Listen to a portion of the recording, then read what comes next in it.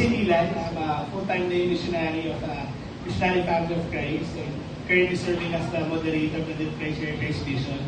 Si Tito Frank po yung founder ng LCSC. Actually po yung kauna-unahang moderator nito. At nung panahon po na i-ask me to take on this role, marami po kaming times na nag-meet po kami sa bahay po nila dito sa taas po dyan. Naumutayan po na nag-uusap po kami. And in one of our conversation po, naalala ko, tinanong ko po sa kanya, sabi ko, Tito Frank,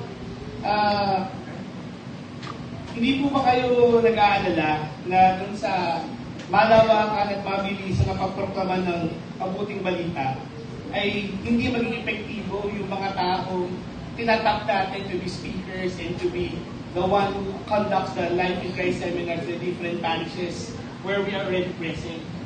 And sabi po niya sa akin, hindi siya natatakot na hindi maging epektibo yung mga taong tumutugon sa tawag na maglingkod. Dahil alam niya na ang Espiritu Santo ang kumikilos sa lahat ng tumutugon sa tawag ng Panginoon.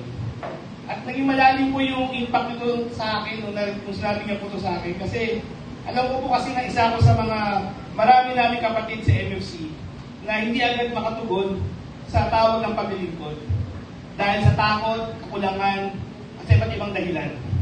Ngunit si Tito Frank, naniniwala siya na ang Espiritu Santo ay kumikilos at tutulong sa sino man magbubukas ng kanilang puso sa paglilingkod. Tito Frank fully trusted the Holy Spirit at work in the anointed. He believed that those who are anointed would cooperate with the Spirit. He looked beyond skills, experience, or capability, and instead saw the heart of his brethren. He trusted that where we are lacking, the Holy Spirit will move in and fill the gaps. Tito Frank, thank you for trusting us. Thank you for trusting the next generation of servant leaders in MFC and LCSC.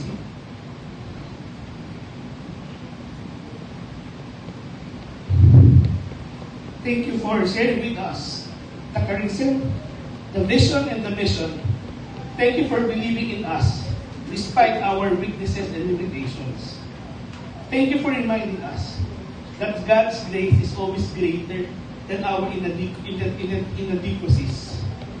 As we continue the mission you have given to us, please continue to pray for us as we carry on your legacy forward, fully trusting in the power of the Holy Spirit, just as you taught us. Maraming salamat po, Tito Frank. Maraming salamat po sa Panginoon.